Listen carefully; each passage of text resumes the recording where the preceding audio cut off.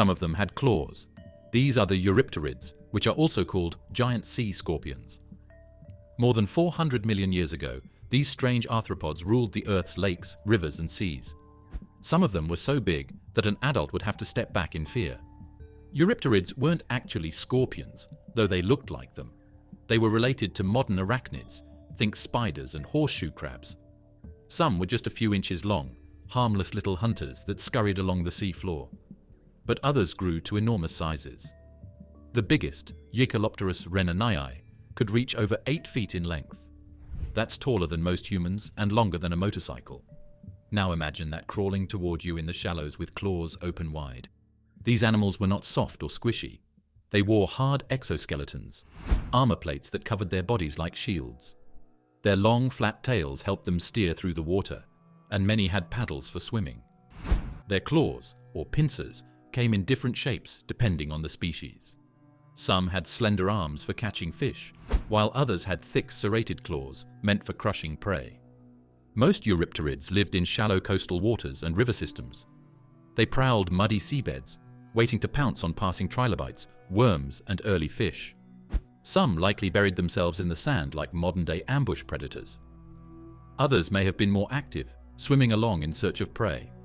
Fossils even show that some Eurypterids could walk on land for short distances, probably crawling between tidal pools or laying eggs like modern horseshoe crabs. They used more than just their claws. Some had spiky limbs to trap prey in a sudden burst. Others had sensitive hairs on their bodies that could detect movement in the water. They didn't have great vision, but in their murky world, that didn't matter. They hunted with their bodies, fast, armored, and always ready to strike. The 6-foot-long attacker, Pterygotus, is one of the most well-known Eurypterids. It has strong moving paddles and nasty pincers. It most likely hunted protected fish in old rivers and lakes. It might be able to quickly lunge at its food, pin it down, and tear it apart with its claws. But it wasn't by itself. With its strange club-shaped arms, Mixopterus looked like a flail weapon from back in the day. They all added something scary to the old menu. These creatures ruled for over 200 million years, surviving through changing climates, shifting continents, and evolving rivals. But eventually, their time ended. As jawed fish became faster and more aggressive, Eurypterids began to disappear. They were outcompeted. The shallow seas where they once ruled became home to bigger, better predators. By the time of the Permian extinction, about 252 million years ago, most Eurypterids were gone. In any case, their skeletons tell a very clear story. Some were found in the middle of a crawl, their limbs spread out as if they were looking for food. Some of them have bite marks from animals that ate them, showing that even giants can fall. Thousands of Eurypterid fossils have been found squished together in some places, making it look like there was a traffic jam in the Stone Age. A lot of the animals gathered in these places at once, so they may have been places where they shed their skin or mated. Think of a small bay full of giants moving around in armor. That's not a good place to swim. Not as well-known fact is that Eurypterids were among the first mammals to develop different types of limbs for different purposes. Some legs helped people walk, some for swimming, some are just for taking. This helped them respond to different situations and do well in them. They weren't just brutes, they were body designers who broke new ground. The ammonites, shells of steel in a predator's world. Their circular shells were coiled like ram's horns and limbs stuck out of the openings. They looked like snails from space. But these were not slow, gentle animals. For more than 300 million years, ammonites ruled the seas. They were hunters and survivors that moved quickly and had jet engines. They were all over the place from the Devonian to the end of the Cretaceous. There are big ones, small ones, protected ones, and spiky ones.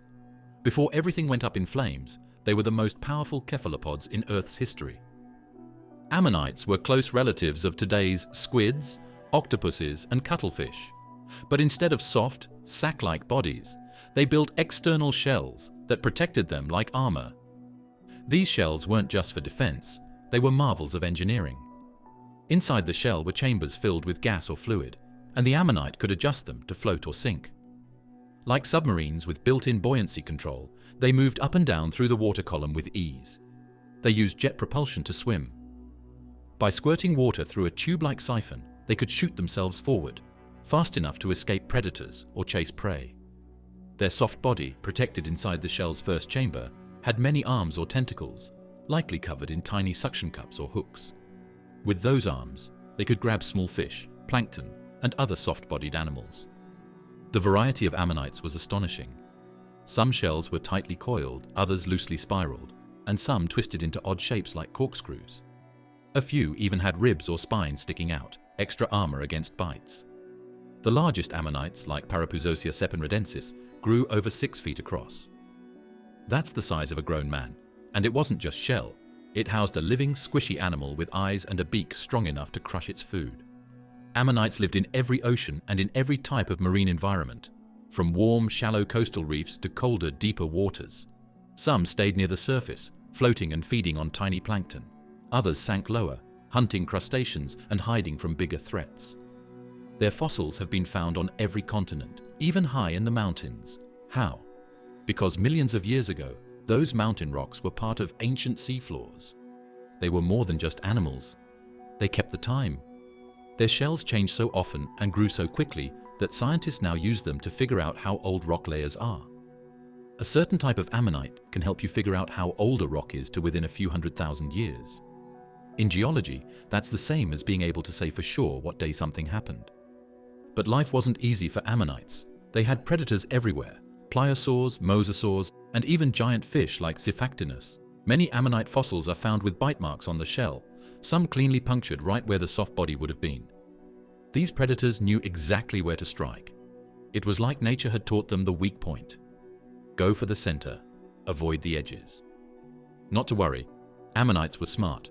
The way their shells were made helped protect them from bites and pressure. Some changed over time to make it harder for animals that want to eat them to get inside. Some people stayed small and moved into schools to be safe. Some even tried to look like dangerous animals. Like modern squids, their arms may have had ink sacs that helped them disappear in a puff of black cloud when danger came close. They also had surprisingly complex lifestyles. Fossilized egg clusters suggest they laid large numbers of tiny offspring, which floated freely as plankton for weeks before settling down. Many likely died young, but the survivors grew quickly, spiraling into adults within a year or two. Their short lives meant fast evolution and fast adaptation to new environments. But all of it ended 66 million years ago. When the asteroid hit Earth at the end of the Cretaceous, it didn't just kill off the dinosaurs. It destroyed ecosystems in the ocean. Plankton died first, then the animals that ate plankton, and so on. Ammonites, who relied on those systems, couldn't recover. Some of their cousins, like the Nautilus, survived, but the ammonites, all of them, disappeared forever. Their remains are some of the most numerous and beautiful in the world today. Mineralization gives some of them a rainbow-colored shine. Others keep every rib, twist, and coil very clearly. They're worn as jewelry. Museums show them off like works of art. But don't get it wrong. They used to be tough, smart, and quick. They were still alive in a world full of killers. Basilosaurus, the serpent-like whale that terrified the Eocene. Killer whales hunted in cold waters long before humpbacks sang in deep blue water. There was another type of whale that was longer, leaner, and much scarier. It wasn't a lizard, even though its name included the word saurus. It really was a whale. It didn't look at all like the ones we know now, though. At the time of the Eocene epoch, about 40 million years ago, Basilosaurus was one of the most dangerous sea animals. Its body was shaped like an eel, and its long head was full of sharp teeth. When it was first discovered in the 1800s, scientists thought they had found a giant sea serpent. That's how it got the name Basilosaurus, which means king lizard. But later studies revealed it wasn't a reptile at all. It was one of the earliest fully aquatic whales. And it was massive. The largest species, Basilosaurus cetoides, could grow over 50 feet long, with a slender body that slithered more like a snake than the powerful up-and-down swimming style of modern whales. Its head was narrow and crocodile-shaped, with a jaw lined with dozens of sharp-pointed teeth. Unlike modern baleen whales, which filter feed tiny animals, Basilosaurus was a meat-eater. It hunted large fish, sharks, sea turtles, and even other whales. Fossil evidence from Egypt and North America shows crushed bones and tooth marks from other marine mammals. Proof that Basilosaurus didn't just scavenge, it attacked. The most scary find came from a place in Egypt called Wadi al-Hitan, which means Valley of the Whales. Scientists found the body of a Basilosaurus there, along with the remains of a smaller whale and a Dorudon. which is another early whale species. This ocean giant wasn't friendly. When it hunted, this animal was very fast and accurate, and its long body let it twist and strike like a sea snake. Its method of swimming was also unusual. While modern whales power themselves with strong tails and short, stiff bodies, Basilosaurus had a long, flexible spine. It moved more like an eel, wriggling its body in a wave-like motion through the water. This gave it agility, especially in shallow coastal seas, where it likely ambushed prey from below or from hiding places near the seabed. Basilosaurus had tiny, useless hind legs. These little limbs, just a foot or so long, stuck out near its tail. They couldn't be used for walking or swimming, and they weren't connected to the spine in any strong way. Most scientists think they were leftovers from when its ancestors lived on land. These tiny legs might have been used during mating, or had no function at all, just evolutionary leftovers from a time when whales walked. Unlike most modern whales that live in deep open oceans, Basilosaurus preferred warm, shallow seas. It was common in what is now North America, Egypt, and parts of Pakistan. Its long body would have been well suited to these environments, where it could twist and turn to chase down prey in coral reefs, lagoons, and coastal waters. Basilosaurus had a different skull shape than current whales, which is not as well known. It had big ear bones that helped it hear well underwater, but a small brain case. In comparison to dolphins or orcas today, that means it wasn't very smart. It could hunt without being smart because it was fast, big, and had teeth. The rise of the giant filter feeders. Not every ocean giant ruled the sea with their teeth. There were animals that were so big that they didn't have to bite, chase, or tear. They were huge and ate some of the ocean's smallest animals to rule. These were the big filter eaters, and when they came along, they changed the whole marine food chain. Long before today's blue whales glided through the oceans with their massive jaws wide open, there were other filter feeders who paved the way. One of the earliest giants was Leedsichthys, a fish so enormous it could grow up to 50 feet long. It lived around 165 million years ago during the Jurassic period and may have weighed as much as a humpback whale. But unlike sharks or pliosaurs, Leedsichthys didn't hunt prey. It filtered plankton and small marine organisms from the water, using delicate gill structures. Its mouth was huge, shaped like a wide scoop. As it swam with its mouth open, water flowed in, carrying millions of tiny food particles. The gill rakers, thin, comb-like structures, trapped the food while letting water pass through. It was slow, peaceful, and didn't need to fight for meals. But its size alone kept predators away. Few animals could challenge something that big, and it had little competition for its diet. The idea of using filters instead of teeth wasn't new, but during the Mesozoic era, it was rare for animals to grow large this way. Filter feeding required massive amounts of food to be constantly available. When conditions were right, like when ocean nutrients increased and plankton boomed, animals like Leedsichthys took advantage. It showed that you didn't need to be a killer to dominate. You could just be huge. Tens of millions of years later, a new group started to form, the baleen whales. These are the blue whales, humpback whales, and fin whales that we know today. They have no teeth at all. Instead, their lips are lined with rows of baleen plates, which are rigid bristles made of keratin that are shaped like fingernails. The plates work like a sieve, separating krill and small fish from huge gulps of water. The ancestors of baleen whales had teeth. Some even had sharp meat-tearing jaws like Basilosaurus. Over time, as food sources changed and competition increased, evolution took a strange turn. Instead of hunting, some whales began to specialize in passive feeding, swimming into clouds of krill and scooping them up by the ton. The bigger the whale, the more food it could capture in one gulp. Eventually, the teeth were replaced entirely by baleen, and filter feeding became the dominant strategy. The blue whale we see today, the biggest animal that has ever lived, is the result of that plan. It is much bigger than anything else in history, even the biggest dinosaurs. It is almost 100 feet long and weighs more than 180 tons. Still, it only eats krill, which are tiny creatures that look like shrimp. In one day, an adult blue whale can eat up to 4 tons of krill. That's millions of different animals being eaten by each lunge into a krill swarm. One reason this strategy works is because krill and plankton gather in huge numbers in certain areas, especially in places where cold, nutrient-rich water rises from the deep. Whales follow these patterns, moving between feeding grounds as the seasons change. They don't need to chew or bite. They just open their mouths, push the water out, and swallow what's left behind. There's something beautiful about that. Unlike predators that leave behind bite marks, blood trails, and broken shells, filter feeders simply pass through, taking what they need in silence. But make no mistake, they are still giants. When a humpback whale lunges through a ball of anchovies, or a bowhead glides beneath the Arctic ice, they are reshaping the entire ecosystem with every bite. They're not the only ones. The whale shark and the basking shark are two types of sharks that have evolved to filter feed. Even though they look big and scary, these sharks are not dangerous to people. They just swim around with their mouths open and let the water feed them. It's one of the oldest ways to stay alive, and it still works very well. Beelzebufo and the ambush killers of coastal waters.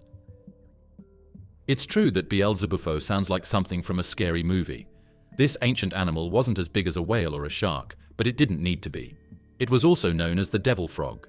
It ruled its part of the world with raw force, patience, and one of the strongest bites anyone has ever seen in an animal. The Beelzebufo ampinga lived in what is now Madagascar about 70 million years ago. It was a huge ancient frog that was unlike any other.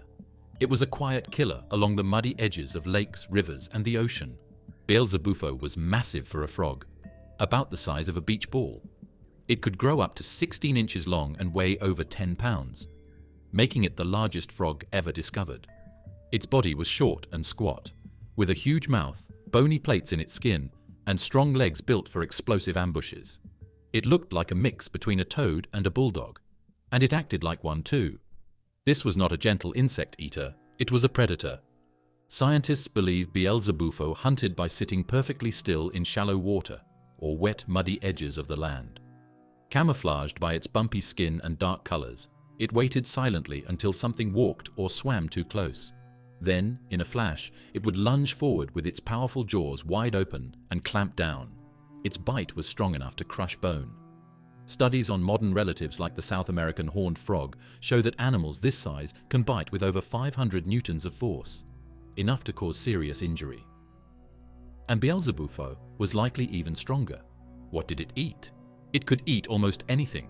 There were tiny dinosaurs, crocodiles, snakes, insects, early animals, and even other frogs. It wasn't chewy, it ate the whole thing.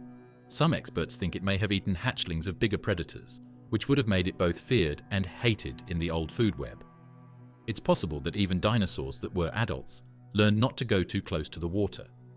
Its skin was tough and covered in armor-like plates, something rare in frogs.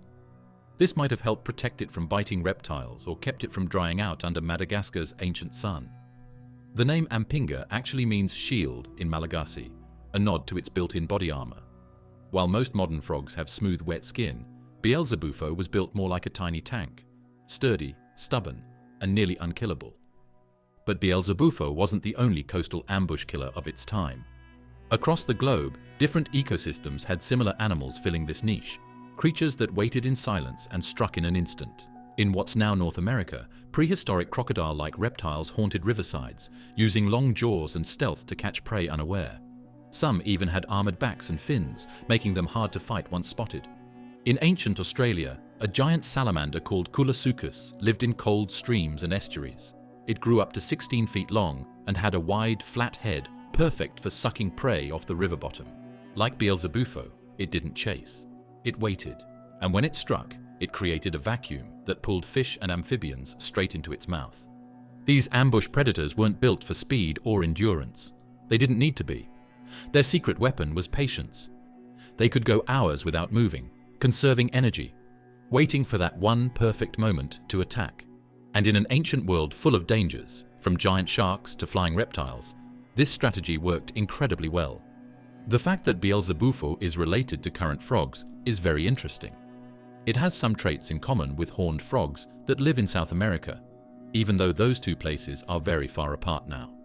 Because of this, scientists think that these continents were once linked and formed part of a huge landmass called Gondwana.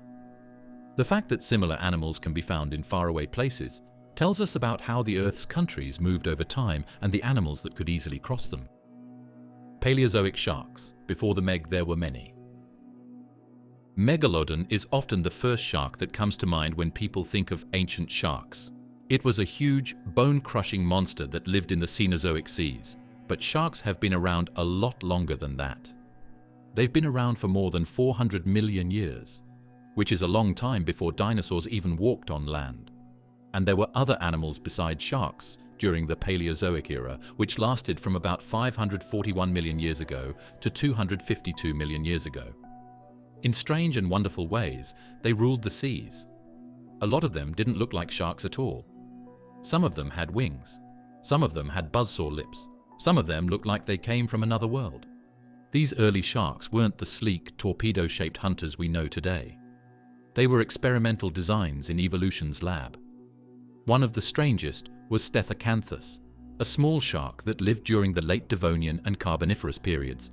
It had a flat body, wide pectoral fins, and most notably, a bizarre anvil-shaped fin on its back that looked like a tiny ironing board covered in tooth-like scales. Scientists aren't sure what it was for. Maybe it helped attract mates, or maybe it made the shark look larger to predators. But one thing's for sure, no modern shark has anything like it. Then there was Helicoprion, which you've already met in a previous chapter, a shark with a spiral saw of teeth. But it wasn't alone in its weirdness. The Paleozoic seas were filled with sharks that had twisted jaws, hook-like teeth, and fin structures that defied gravity. One of them, Falcatus, had a curved horn-like spine sticking out from the top of its head. It was small, just a foot long, but its body was agile and fast, likely zipping through reef systems in search of soft-bodied prey. Others, like Cladocelache, were more shark-like in shape. It lived about 370 million years ago and is one of the best-known ancient sharks because its fossils are so well preserved, even showing soft tissues and internal organs. It had no scales, a short snout, and a forked tail. Cladocelache wasn't huge, just about 6 feet long, but it was fast and likely hunted with speed and precision, darting at fish and ammonoids in the open sea. It didn't have a movable jaw like modern sharks, so it probably swallowed prey whole. One big difference between sharks from the Paleozoic and sharks today is how they bit. The top and lower jaws of early sharks were fixed, which means they were connected to the skull. Sharks can now move their upper mouth forward thanks to evolution. This makes their bites more powerful and lively. But in the beginning, things were easier, and sometimes even weird. The Permian period, just before the rise of dinosaurs, saw some of the most diverse sharks yet. Xenacanthus, for example, looked more like an eel than a shark. It had a long, ribbon-like body and lived in freshwater rivers and lakes instead of the ocean. It had a spine on the back of its head, which may have been venomous. If so, it's one of the earliest examples of venom in a vertebrate predator. These Paleozoic sharks weren't top predators all the time. They shared the seas with armored fish, like Dunkleosteus, giant sea scorpions, and early marine reptiles. But they were survivors. When the Devonian extinction wiped out 70% of marine life, sharks endured. When the Permian extinction killed off 90% of species, some shark lineages still hung on. Their ability to adapt, evolve, and diversify kept them going, while other groups vanished completely. A fact that not many people know? Sharks were one of the first animals to get teeth that could be replaced. Some sharks from the Paleozoic could grow new teeth in rows, moving older teeth to the front as they were worn down. This is still a trait of current sharks.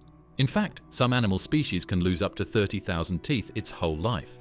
That idea came up a very long time ago, hundreds of millions of years. Colossal squid and the deep-sea arms race. For millions of years, there has been a cold war deep below the surface, where sunshine doesn't reach and pressure is high. It's not fought with sound or guns. It's a quiet, deadly battle between hunts and the hunted. And as the years go by, each side gets stranger tools. This is the ocean. As for the submarine arms race, the giant squid and the strange animals that hunt them are the stars. The colossal squid, Mesonecoteuthis hamiltoni, is one of the largest invertebrates alive today. It can grow over 45 feet long, with a body like a torpedo and arms lined with sharp hooks. Unlike the more famous giant squid, which has long, thin tentacles, the colossal squid is shorter, bulkier, and much more heavily armed. Its limbs are packed with swiveling hooks and barbed suckers that can grip, slice, and tear. These aren't just tentacles, they're weapons. It lives in the deep waters around Antarctica, a place few humans have ever seen. Most of what we know about it comes from pieces recovered from the stomachs of predators, mostly sperm whales. These whales dive deep, sometimes more than 3,000 feet, to hunt squid in the dark. Their bodies often show long scars and circular sucker marks, battle wounds from encounters with giant prey. That means these squid don't go quietly. They fight back, and when a predator bites, they bite back harder. One of the most intense evolutionary races in the water is this tug-of-war between squid and whale. Sperm whales developed very strong sound that let them find prey in very dark water. Because of this, squid got big, complicated eyes. Up to the size of basketballs, they are the biggest eyes in the animal world. Bioluminescence is light, made by living things in the deep that can be picked up by these eyes. They can see coming enemies, avoid ambushes, and call out to other animals of the same kind. But the deep sea has never been just about two animals. It's a battlefield where bizarre, alien-looking creatures compete for survival. Some ancient relatives of the colossal squid, like Tusateuthis, lived in the Cretaceous oceans more than 80 million years ago. This extinct cephalopod likely grew up to 30 feet long and hunted in the same waters as Mosasaurus and Shiphactinus. Its soft body left almost no fossils, but the size of its beak, found in ancient rock layers, tells us it was a force to be feared. Modern colossal squid are part of a family called Cranchidae, or glass squids, which are known for their see-through bodies and eerie glow. But Mesonicoteuthis is different. Its flesh is dense and heavy, full of ammonia to keep it buoyant. It doesn't flash or sparkle. It creeps. It drifts. It waits in the cold, waiting for something to come close enough to grab.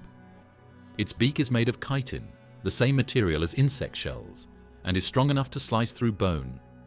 The beak of a colossal squid is large, black, and razor-sharp. Scientists who have studied dead specimens say its bite could easily take a chunk out of a whale's flesh. That's probably why sperm whales go after them with such force. If they miss, they bleed. Still, no one has ever seen a giant squid adult in the wild that is healthy. We've only found dead or sick animals that were caught in nets or lying on the water. It looks like these short views are just the tip of what the deep sea has to offer. Some scientists think that even bigger species of squid have not been found yet. They think that these species drift in the hadal zones miles below our ships without leaving any signs. What's even stranger is how these things have babies. Colossal squid have breeding inside their bodies. Males use a special arm to put sperm packs into females. The females store the sperm until they are ready to lay eggs. Then, deep in the cold Southern Ocean, the next generation hatches. They are tiny predators that move around and are all equipped with the same dangerous tools. Ginsu sharks, the Cretaceous cutters you've never heard of. During the Cretaceous period, big dinosaurs ruled the land and mosasaurs hunted the seas. There were also sharks, which were fast, fierce, and shaped like missiles.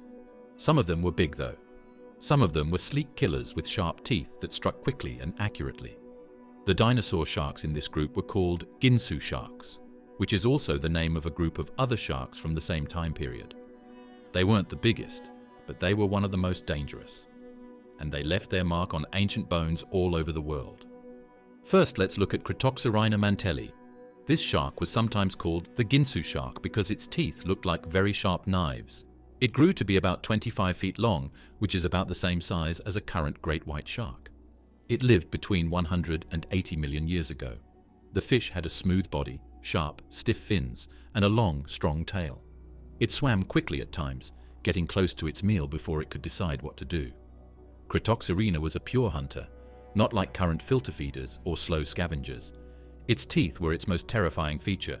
Around 2 inches long, flat, and serrated like steak knives, they were made not just to grip, but to slice. When it bit into flesh, it didn't just crush, it carved, leaving deep, clean gashes in bone and muscle. Many fossils of marine reptiles, like plesiosaurs and turtles, have been found with tooth marks from this shark. In some cases, its teeth were even embedded in the bones, snapped off during feeding frenzies.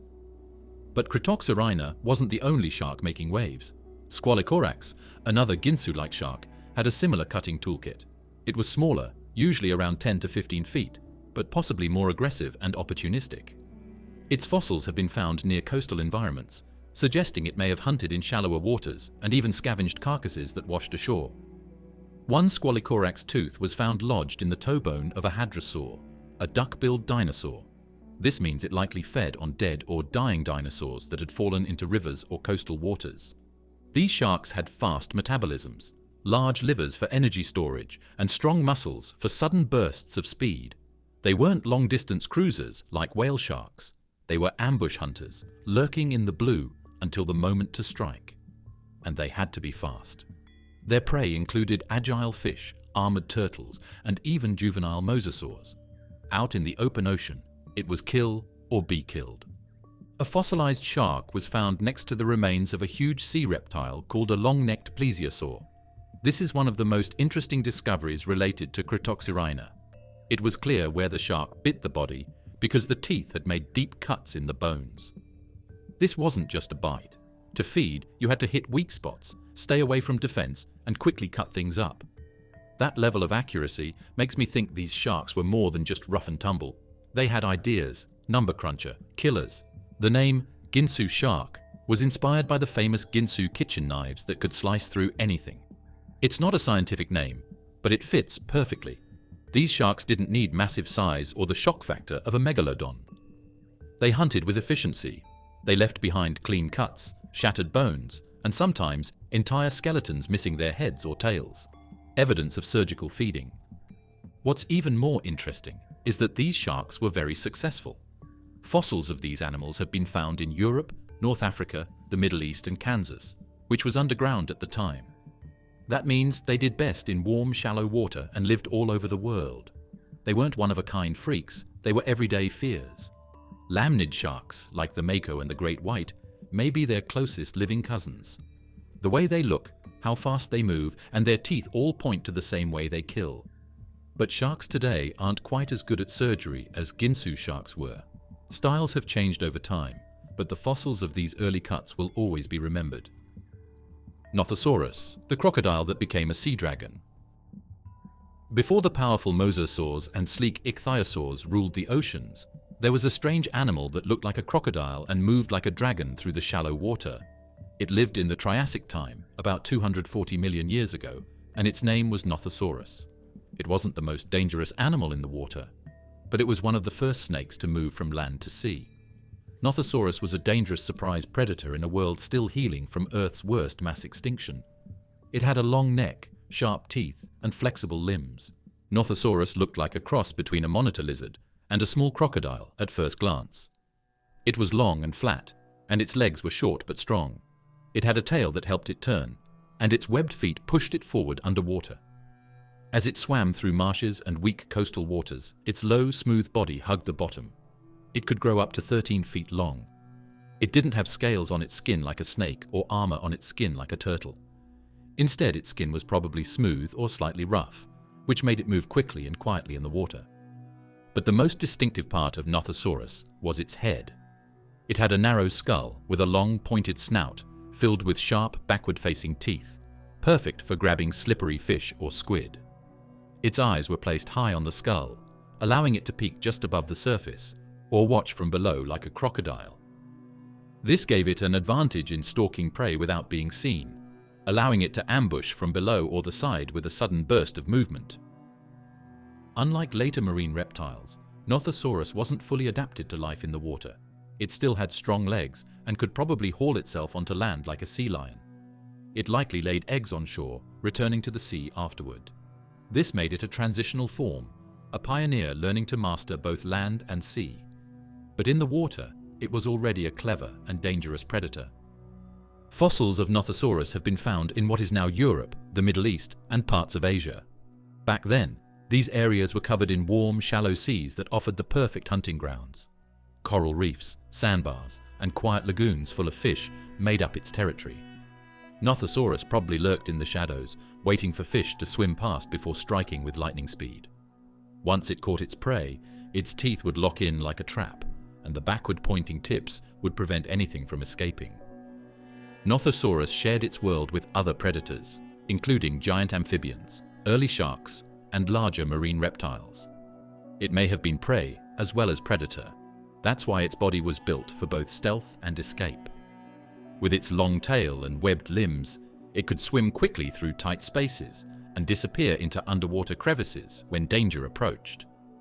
What makes Nothosaurus especially important is how it helped set the stage for even bigger and more advanced marine reptiles. It was part of a larger group called Sauropterygians, which would later include the powerful pliosaurs and long-necked plesiosaurs. In a way, Nothosaurus was like the prototype of sea dragons to come, a mix of land animal and aquatic hunter, experimenting with body shapes and lifestyles that would dominate the oceans for the next 150 million years. Its jaw structure suggests it had a strong bite, but not for crushing, more for gripping and holding. Some researchers think it may have even used suction to help draw prey into its mouth, snapping its jaws shut just as the water rushed in. That kind of strategy would have worked well in the calm, murky shallows, where sudden movement could make the difference between dinner and going hungry. Nothosaurus may have used its long neck for more than just reaching. It may have also used it to surprise its prey. It could attack from surprising angles by putting its head around rocks or coral. This would catch food that thought it was safe. Its thin head and flexible neck made it sneaky, which was useful for an animal that didn't use direct force. The ocean monsters from long ago weren't just bigger, they were also stranger, deadlier, and not like any living thing today. From fish with armor made of bones, to sharks with buzzsaw jaws and sea dragons to squids with hook-like arms. These animals not only lived, but they also changed the ancient seas with their strength, speed, and mystery. Even though their bodies are buried, their stories live on in the world. If you like this look into Earth's long-lost masters, please like, follow, and leave a comment below. Tell us which sea creature scared you the most and which one you'd never want to meet at night.